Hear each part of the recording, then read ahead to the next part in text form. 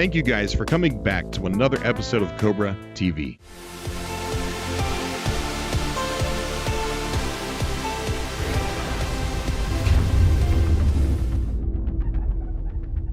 Today, joining me co-hosting this show is Sir Andalot. And if you don't know who Sir Andalot is, you need to, because the video that he made, the Fanimation video of No Man's Sky, is just absolutely brilliant. Say hello to everybody, Sir Andalot. Hey, everybody. Thanks for having me on the show, Cobra. Oh, dude, it's amazing. It's a pleasure of mine. I think I've watched your video like 50 times. The ending, dude, is just amazing. But yeah, there's so many questions about the video that I want to ask, and what you plan on doing in the future. But first, I want to talk about the PSX, the video that Sean Murray did with Yoshida. And yeah, what did you think about that? I thought it was.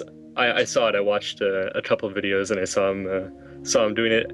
It was just another video that was put out that kind of blew my mind a little bit more, just giving us a bit more of a taste, exactly of what we have to expect. I particularly found it hilarious, the point when he was getting overrun by Sentinels. Yeah. Oh my gosh! Did you see how many of those drones are in the sky? Yeah, he shot like 2 of them, and then there were 20. He turned around for 1 second. But yeah, it's amazing, that video, because he's a very seasoned developer. You know what I mean? So yes, for Sean Murray to let someone that experienced play his game, okay. Now the guy's nice. He's a nice guy, Yoshida. Mm-hmm. But at the end, where he said he discovered something, he said that not only is the game fun to watch on TV, like all the gameplay that Hello Games releases, but he said it's even more fun to play, and he can't stop. I'm pretty sure that a lot of things that he encountered while he was playing were edited out. I'm pretty sure that he was playing a lot of other stuff that they did not let us see. You know what I'm saying? I would assume the same thing. Yeah. And one of those things that I want to talk about is there's another. It seems like here lately, all the videos that we've been getting have had like a bipedal creature in it, and in that gameplay there's actually a bipedal creature. Yeah, that little waddly thing, eh? Yeah, it had like these little horns, and reminded me of something you would see on Boundless. But it started. The thing that shocked me is that there's a scene where he's coming over like a grassy hill, and there's like a drop down, and you can see one for like a millionth of a second, and then it gets edited out. And then during that gunfight with all the drones and stuff, that creature, that bipedal creature, instead of it running away from all the danger, it runs directly into fire. Yeah, that was crazy. Towards the player. It runs like towards the player, and I was waiting to see if like there was going to be damage taken to the character as it got close, but then it stopped. It changed screens, and I'm like, oh man. But the fact that that 2-legged creature was running towards the character, it was running towards danger, not away from it. Yeah, kind of made me scratch my head a little bit. Well, that goes along with what Sean was saying about how we're not going to have just programmed AI in a sense. There's going to be a whole process behind it. Different creatures are going to behave differently, right? Right. So it should be interesting to see what some of the different behavioral patterns from different creatures. Exactly. I tell you what, I want to see more. It was awesome to see that, but I'm just a No Man's Sky junkie, and it's not enough for me. I want more. Yeah, definitely. Let's get on to your video. I want to talk about your video. Sure. You made this awesome video, and thank you. I got to ask a question, and I hope I don't get too much hate out of this. Towards the ending, did you do the pop-in on purpose? Oh. Yeah, that's funny. There were a few comments about that, and let me tell you, that is something that was actually 100% an accident. Oh, really? It was a technical accident on my fault, because I had the render distance of the camera. Yeah. I have going to a certain distance, and then I have the mist, or the air, the atmospheric, whatever you want to call it. When I seen that was just, I laughed. I laughed. I didn't. I thought it was done on purpose, to tell you the truth. I think a few other people did as well, actually. It's perfect. Actually, did you notice it before you uploaded? I noticed it in the final rendered version. Like I rendered each scene and whatever, and I was editing it together. And as I was watching it, doing the sound effects and stuff, I looked at that shot and I was like, crap. I didn't realize there's always one thing. There's always one thing that you never notice. Yeah, but it's so perfect, dude. It's like you gotta look at something like that and be like, yeah, I did that on purpose. Just, you know. Well, I guess I should really. I shouldn't be saying it. I should be. Yeah, totally. It's a reference, right? Right. So the ending when he sits there and he lands near those monoliths. What were you? Are you just trying to create a mystery, or did you have I don't know, like a story behind that? At the time, I didn't really have an idea for a story or something like that. I was just kind of going off of. There was one particular screenshot from like a year ago or something, which has similar structures in the background. Yeah. This triangular prism type things. And I mean, some people saw it as a 2001 Space Odyssey reference, which is really cool. I didn't intend for it that way. I was just kind of going for suspense at the end, you know? Right. Yeah. But now I mean, the more people ask me questions about it, the more ideas I'm getting. Right. I might have to do something with this. I think so, dude. I would like to see a series, you know, going, and especially something to keep us busy and while we're waiting for the game to come out. And then once the game does come out, you can actually use the game to carry on your story. I mean, that is something that I was thinking when the game comes out, I'd like to do kind of a video thing with that. Yeah. I like making videos. But I mean, series is a pretty big word. It's a lot of work, but definitely I want to do at least one more animation. I'm taking it like one step at a time. I want to do another one.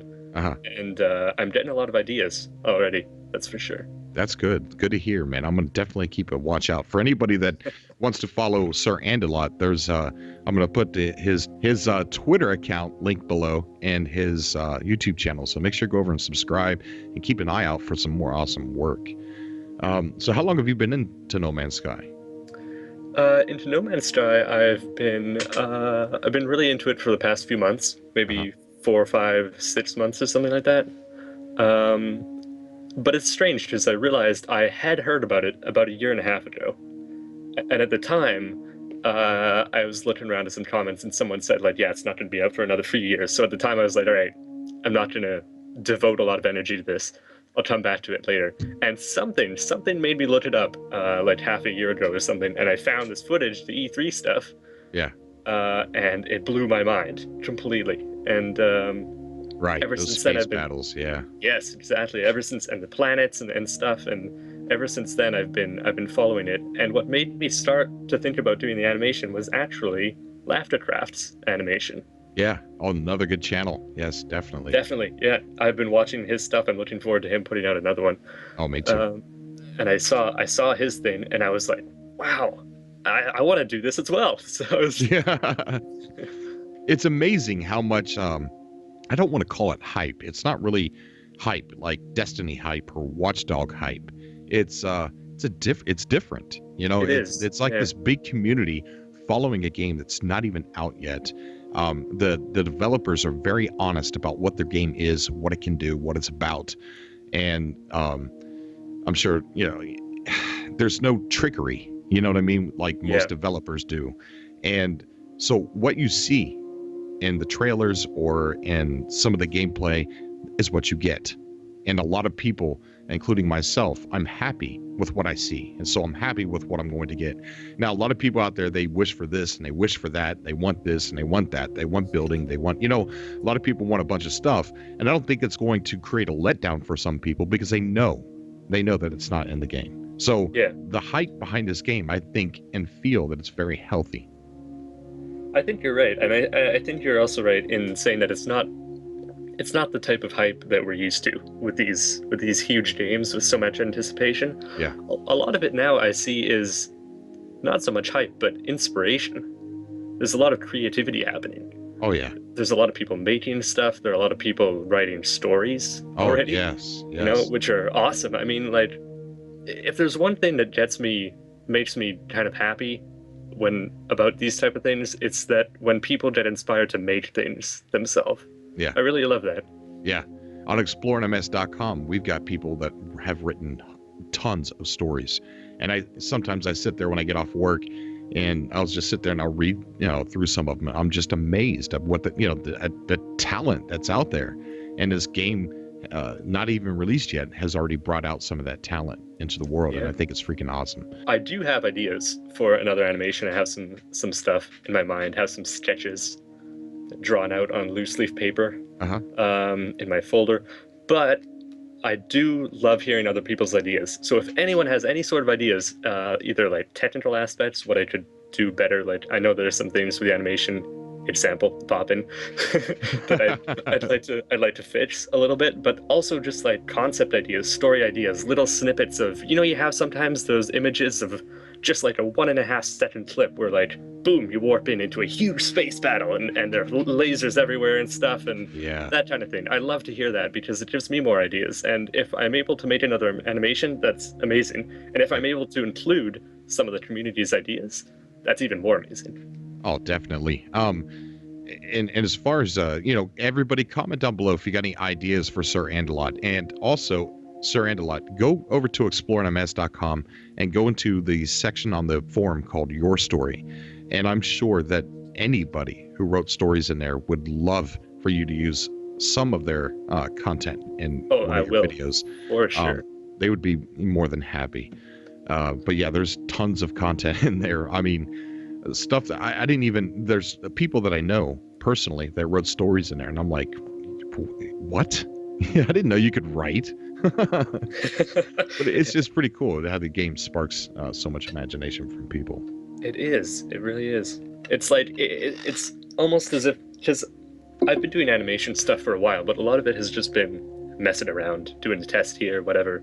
Throw some cubes into this thing, see what happens. But No Man's Sky, it provided me with the opportunity to work off of something, a concept that someone has already had, and kind of build on that. Like, I suck at designing my own spaceships, but I'm like technically not that bad at making them. So I was able to take the No Man's Sky, the procedurally generated ship, and model that. Right. And it gave me sort of an opportunity to work with some sort of continuity, I had an end goal that I was going for. I wasn't just messing around this time. Yeah. I drew out a storyboard. I wrote out my shot list and stuff. I did the planning and everything. And it was something for me to work on with an end goal in sight. And I think that's what a lot of people are seeing, is that they have an idea. All it takes is just one little kind of spark of idea, like you said, of inspiration. And it gets them going. It gets them writing or drawing or painting. Can you give anybody like a tease on what you might be coming out with next, even if it's not No Man's Sky related? Because I went to your channel and I looked at some of your other stuff, and you got some pretty cool stuff on your channel.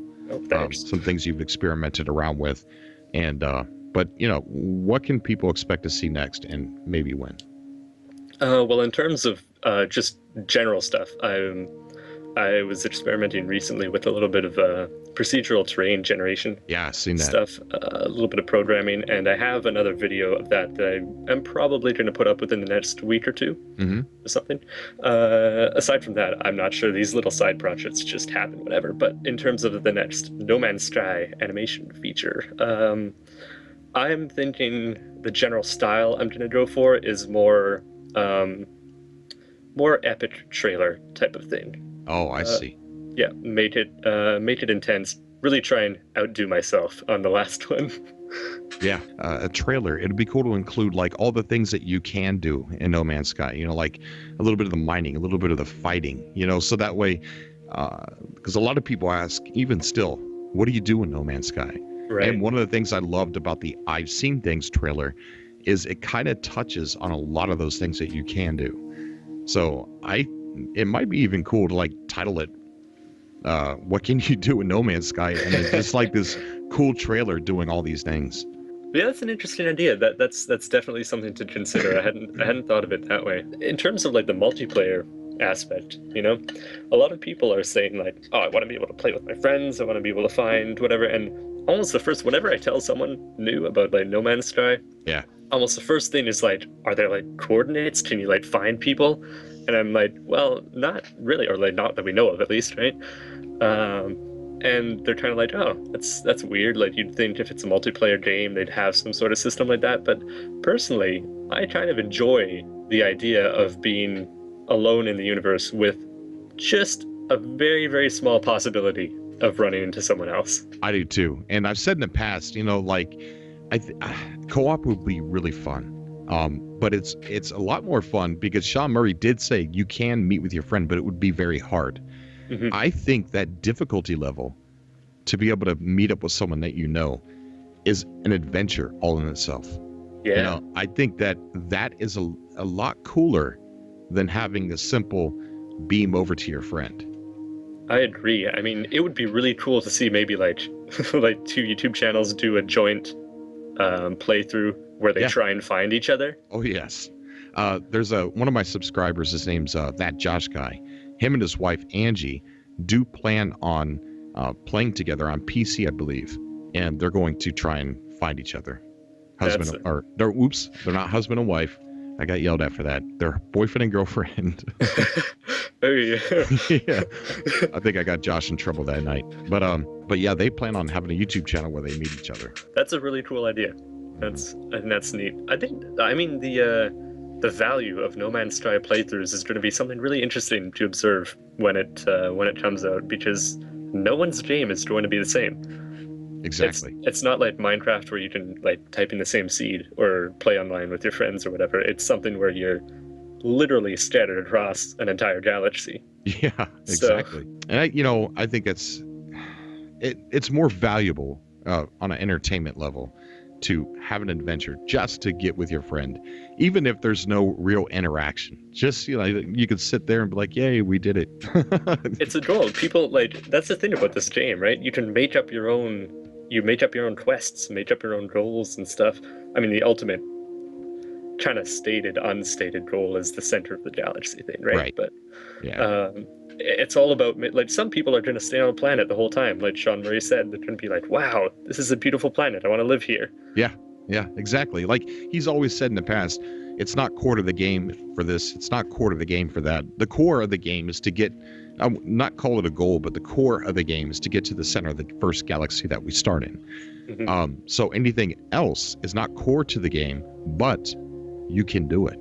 You could stay on one planet forever, and never leave. I don't know anybody that's going to do that. There might be one person out there somewhere that'll do it just so they can say they're the only one that did it. That's true. I mean, everyone has their own playstyle. That's it. Yeah, exactly.